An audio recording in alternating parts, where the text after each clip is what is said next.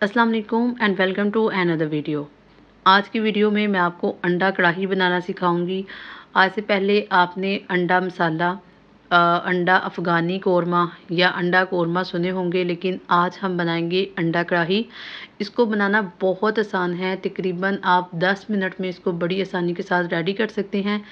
इसके लिए हमें बड़ी सिंपल चीज़ें चाहिए। हमें उबले हुए अंडे चाहिए, टमाटर चाहिए, प्याज, लहसुन, हरी मिर्ची और धनिया।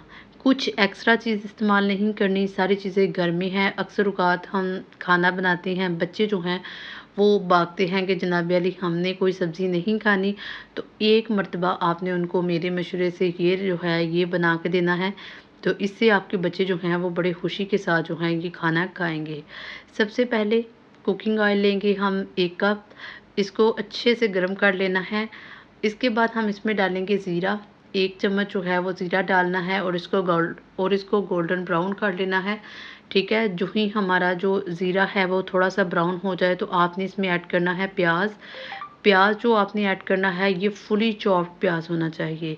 मतलब ये बिल्कुल मोटा प्याज नहीं होना चाहिए, बिल्कुल बारीक-बारीक कटा सा प्याज होना चाहिए, क्योंकि जितना बारीक कटा हुआ होगा आपका प्याज ये उतना ही अच्छे तरीके से पकेगा।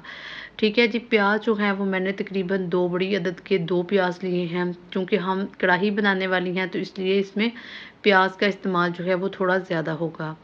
जो ही आपने इसके अंदर प्याज डालना है तो आपने 2 मिनट के लिए इसको ढक्कन दे के पकाना है ताकि ये अच्छे तरीके से सौते हो जाए। जब हमारा प्याज जो है वो थोड़ा-सा सौते हो जाएगा, यानी थोड़ा-सा नरम हो जाएगा, तो उसके बाद हम क्या करेंगे, हम इसमें ऐड करेंगे लहसुन।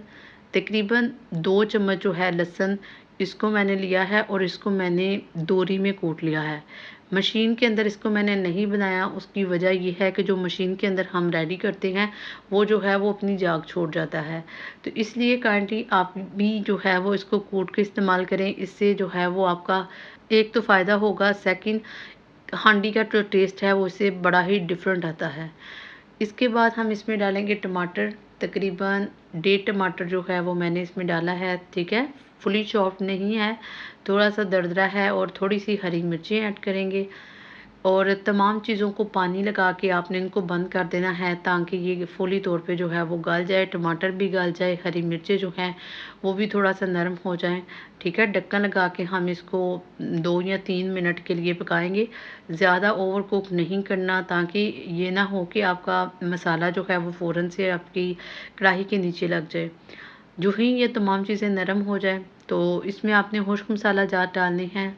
सबसे पहले मैंने इसके अंदर डाली है हल्दी, इसके बाद मैंने इसमें डाली हैं जी दरदरा मिर्चें, थोड़ा-सा मैंने इसमें नमक ऐड किया है और थोड़ी-सी पाउडर लाल मिर्च ऐड की है। ठीक है, तमाम चीज़ें डाल के इसको अच्छे से आपने भूनना है। यहाँ पे मैं आपको एक बात बताती चलूँ कि अगर आपके पास दही अवेलेबल है तो आप इसमें थोड़े से 2-3 चम्मच जो है वो दही के ऐड करें। उससे क्या होगा कि आपका मसाला जो है इसका ज़ायका जो है वो बड़ा ही डिफरेंट बनेगा और बड़ा लाजवाब होगा। ठीक है, अच्छे से इसको भूनना है और ढक्कन लगा के इसको पकाएं ताकि मसाला जो है वो अच्छे से मैच हो जाए, घी जो है वो मसाले से अलहदा हो जाए।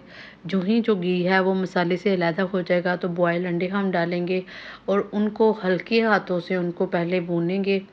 और तकरीबन मैंने इनको 5 मिनट तक भूना था ताकि अंडों की ऊपर वाली जो जिल्द है वो भी अच्छे तरीके से जो है वो फ्राई हो जाए।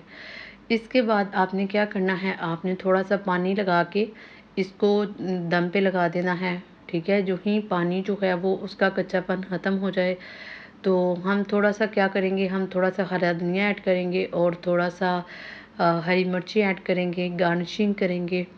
इस रेसिपी को आप चावलों के साथ भी खा सकते हो, नमकीन चावलों के साथ, लेकिन रोटी के साथ अगर आप इसको खाओ तो इसका जायका जो है बड़ा लाजवाब है। उम्मीद है कि आपको वीडियो अच्छी लगी होगी। अगर वीडियो अच्छी लगी हो तो वीडियो को लाइक कीजिए, शेयर कीजिए और कमेंट बॉक्स में अपनी कीमती राय का इज़हार ज़रूर कीजिए। मिलते हैं किसी और वीडियो में, तब तक अल्लाह हाफ़िज़।